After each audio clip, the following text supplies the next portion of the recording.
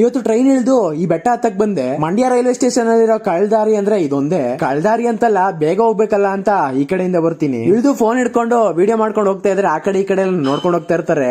ಏನೋ ಒಂಥರ ಸಂಕಟ.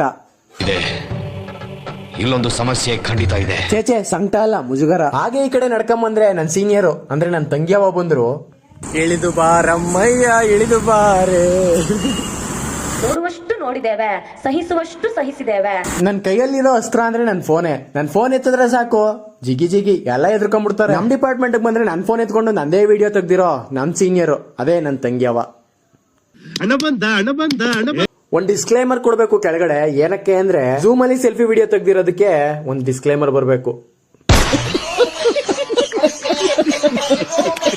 ಇದ್ರ ಮಧ್ಯೆ ಕಾಲೇಜ್ ಮುಗಿಸ್ಕೊಂಡು ಪ್ರೈವೇಟ್ ಬಸ್ ಹತ್ಕೊಂಡು ಸೀದಾ ರಾಮನಗರ್ಗೆ ಬಂದೆ. ಪ್ರೈವೇಟ್ ಬಸ್ ಯಾಕಪ್ಪ ಅಂದ್ರೆ ನನ್ ಪಾಸ್ ಕತೆ ಗೋವಿಂದ ಆಗಿತ್ತು.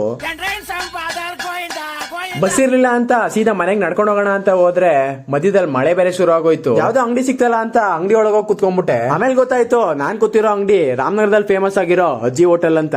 ಇಲ್ಲಿ ಈಗ್ಲೂ ಸೌದೆ ಒಲೆಲ್ಲೇ ಅಡಿಗೆ ಮಾಡ್ತಾರೆ. ಅದ್ರ ಮಧ್ಯ ಮಳೆ ನಿಲ್ತಲ್ಲ ಅಂತ ಹೊರಟು ಬಂದ್ರೆ ಮಳೆ ಇನ್ನೂ ಜೋರಾಗೋಯ್ತು. ಇನ್ನೇನ್ ಅರ್ಧಂಬರ್ಧ ನೆಂದಿದ್ದೀನಲ್ಲ ಅಂತ ನೆನ್ಕೊಂಡೆ ಬರ್ತಿದ್ದೆ. ನಾನು ಒಳ್ಳೆ ಏನೋ ಕಳ್ಕೊಂಡಿರೋ ನಂಗೆ ಸೀದಾ ನಡ್ಕೊಂಡ್ ಬರ್ತಾ ಇದೆ. ಆದ್ರೆ ಅಂತದ್ದೇನಾಗಿಲ್ಲ. ಹಾಗೇ ನೆನ್ಕೊಂಡು ಮನೆಗ್ ಬಂದೆ. ಮಳೇಲಿ ನೆನ್ಕೊಂಡು ಮನೆಗ್ ಬಂದ್ರೆ ನಮ್ಮ ಅಮ್ಮ ನೋಡಿ ಕ್ಯಾರೆ ಬುಲಾರೆ ಅನ್ಲಿಲ್ಲ. ಅವ್ರ ಪಾಡ್ಗೆ ಅವ್ರು ತರಕಾರಿ ಹಚ್ಕೊಂಡ್ ಕೂತಿದ್ರು. ಸದ್ಯಕ್ಕೆ ಇವತ್ತಿಗಿಷ್ಟೇ.